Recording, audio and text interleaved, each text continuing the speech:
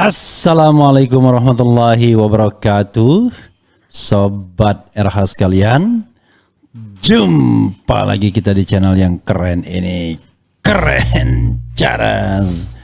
Ya sobat semuanya, lagi-lagi ini mitraliur ya, istilahnya apa? Tembakan brand dari Denny Indrayana yang ditembakkan berkali-kali dengan peluru kemana-mana. Kali ini Denny Indrayana mengirim surat terbuka kepada Presiden ihwal pemakzulan Jokowi. Karena Denny menganggap sudah terpenuhi unsur untuk memakzulkan Jokowi. Sobat era sekalian, dalam negara yang terbuka dan demokratis seperti Amerika Serikat misalnya, hal seperti ini sangat subject to impeachment. Kenapa? Karena ya sebagai contoh misalnya dalam kasus Watergate, Richard Nixon itu memasang alat sadap di partai saingannya Demokrat dan itu subject to impeachment. Tetapi akhirnya yang bersangkutan tahu diri dan mengundurkan diri sebelum proses impeachment dilakukan. Nah di Indonesia, Presiden diduga berkonspirasi untuk menggagalkan Anies dan lain sebagainya. Tapi DPR diam saja. Termasuk juga misalnya diam saja dalam kasus KM50 dan lain sebagainya. Padahal impeachment, the trial of impeachment adalah mekanisme yang diatur oleh konstitusi. Yang tidak boleh itu makar, yaitu merebut kekuasaan, menjatuhkan pemerintahan yang sah. Tetapi mengusulkan impeachment itu adalah hak konstitusional bila mana warga negara menganggap bahwa presiden sudah melanggar atau melakukan pelanggaran hukum berat atau melakukan perbuatan tercela atau tidak lagi memenuhi syarat sebagai presiden dan atau wakil presiden. Yang paling penting mekanismenya adalah ke DPR, MK, DPR dan Majelis Permusyawaratan Rakyat. Itu ya sobat era sekalian. Nah sekarang coba kita lihat soal yang terkait dengan tembakan Denny yang terbaru. Yaitu dia mengungkapkan bahwa ada alasan untuk melakukan impeachment terhadap presiden. Coba kita bacakan versi aslinya yang dikirimkan juga kepada RH Channel ya, yang ditandatangani sendiri oleh Denny Indrayana. Luar biasa ya. Oke, kita membutuhkan orang-orang seperti Denny yang mau mengungkapkan sesuatu apa adanya tanpa khawatir. Karena kalau semua orang takut dan khawatir, berat juga kita hidup ini ya. Kepada yang terhormat pimpinan DPR Republik Indonesia perihal laporan dugaan pelanggaran impeachment Presiden Joko Widodo. Sebelumnya sobat era sekalian, saya membuat polling yang barangkali tetap bisa terus diisi mengenai apakah Anda dukung tuntutan Demokrat agar cawapres Anies segera diumumkan Juni ini. Kalau tidak akan evaluasi dukungan terhadap Anies. Ini agak ketat. Makanya saya up lagi. Yang mendukung Demokrat itu 59%, yang tidak mendukung Demokrat 41%. Jadi agak ketat. Ini menarik ya untuk pertama kalinya suatu tema dilontarkan di polling dan hasilnya ketat. Silakan sobat era sekalian terus mengisi polling ini karena menarik untuk melihat bagaimana aspirasi. Kalau bisa sampai 100.000 ya, ini baru 55.000. Oke, kita bacakan ya. Dengan hormat, semoga ibu dan bapak pimpinan DPR RI selalu sehat dan dalam lindungan Allah Subhanahu wa Ta'ala. Izinkan saya menyampaikan laporan dalam surat terbuka ini. Situasi politik dan hukum kita ya sedang tidak normal.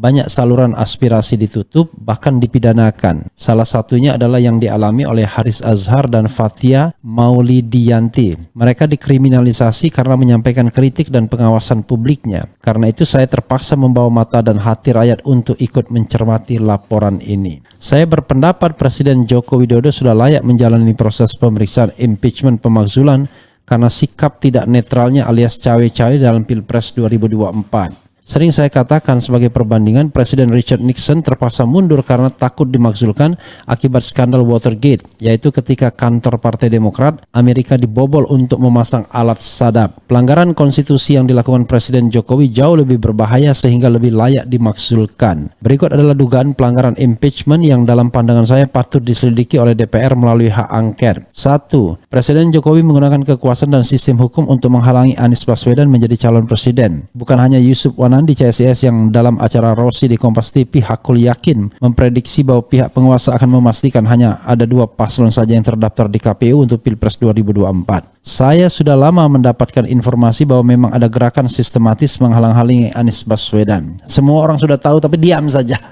Oke, saya bertanya kepada Rahlan Nasidik, ya bukan Richard Nixon, Rahlan Nasidik, kenapa Presiden ke-6 SBY di pertengahan September 2002 menyatakan akan turun gunung mengawal pemilu 2024? Menurut Rahlan itu karena seorang tokoh bangsa yang pernah menjadi wakil presiden menyampaikan informasi yang meresahkan kepada Pak SBY. Sebelumnya sang tokoh bertemu dengan Presiden Jokowi dan dijelaskan bahwa pada Pilpres 2024 hanya akan ada 2 capres, tidak ada Anies Baswedan yang akan dijerat kasus di KPK. Hak angket DPR harus dilakukan untuk menyelidiki apakah ada tangan dan pengaruh kekuasaan Presiden Jokowi yang menggunakan KPK, Kejaksaan Agung dan Kepolisian untuk menjegal Anies Baswedan menjadi kontestan dalam Pilpres 2024. 2. Presiden Jokowi membiarkan Kepala Staf Kepresidenan Muldoko mengganggu kedaulatan Partai Demokrat dan ujungnya pun menyebabkan Anies Baswedan tidak dapat maju sebagai calon presiden dalam Pilpres 2024. Oke, kita bacakan terus ya. Ini baru halaman 1.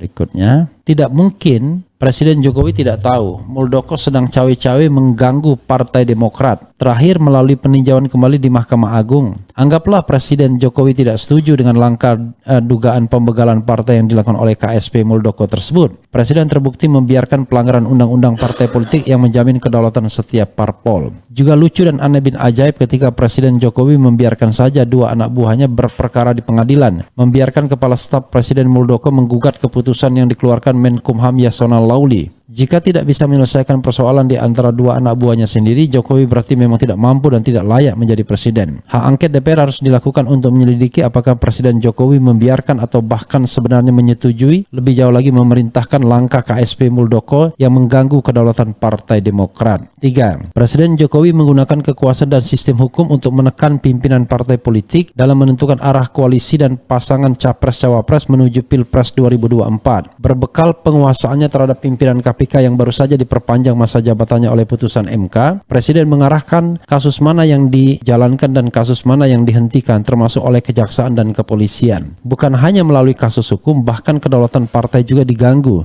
Jika ada tindakan politik yang tidak sesuai dengan rencana strategi pemenangan Pilpres 2024, Soeharto Monoarfa misalnya diberhentikan sebagai ketua umum partai. Ketika saya bertanya kepada seorang kader utama P3 kenapa Soeharto dicopot, sang kader menjawab ada beberapa masalah tetapi yang utama karena 4 kali bertemu Anies Baswedan. Ketika Sutrisno Bahir menanyakan kenapa P3 tidak mendukung Anies Baswedan, padahal mayoritas pemilihnya menghendaki demikian dan akibatnya P3 bisa saja hilang di DPR pasca pemilu 2024, Arsul Sani menjawab, P3 mungkin hilang di 2024 jika tidak mendukung Anies, tetapi itu masih mungkin. Sebaliknya jika mendukung Anies sekarang dapat dipastikan P3 akan hilang sekarang juga karena bertentangan dengan kehendak penguasa.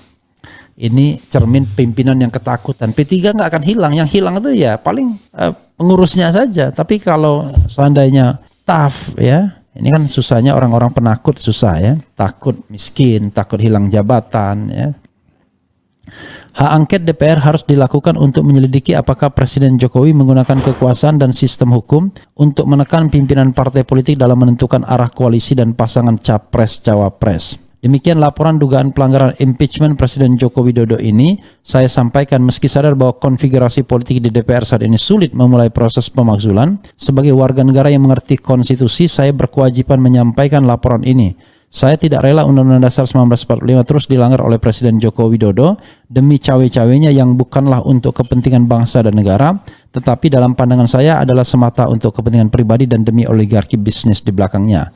Melbourne, 7 Juni 2023, Profesor Denny Indrayana, SH, LLM, PhD.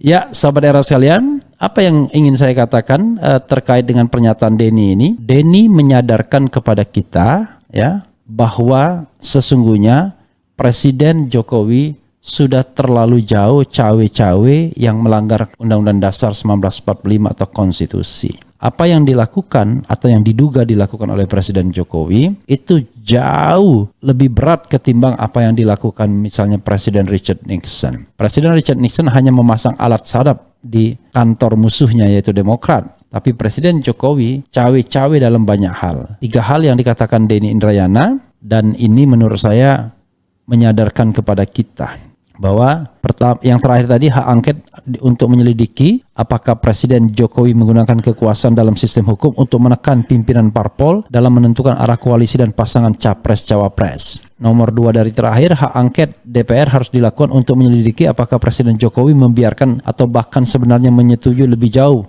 lagi memerintahkan langkah KSP Muldoko yang mengganggu kedaulatan Partai Demokrat. Kemudian juga hak angket DPR harus dilakukan untuk menyelidiki apakah ada tangan dan pengaruh kekuasaan Presiden Jokowi yang menggunakan KPK, Kejaksaan Agung, dan Kepolisian untuk menjegal Anies Baswedan menjadi kontestan dalam Pilpres 2024. Jadi sobat era sekalian, ini adalah masalah-masalah yang sangat serius sebenarnya. Ini adalah gangguan terhadap demokrasi kita. Padahal kita tahu alasan untuk melakukan reformasi dengan korban nyawa itu adalah ketika kita sudah muak, kita sudah gerah dengan kungkungan kekuasaan otoriter Orde Baru. Nah sekarang justru kita mengarah pada otoritarianisme lagi, mengarah kepada tindakan-tindakan KKN lagi, mengarah pada kesewenang-wenangan penguasa yang tidak lagi menghormati konstitusi.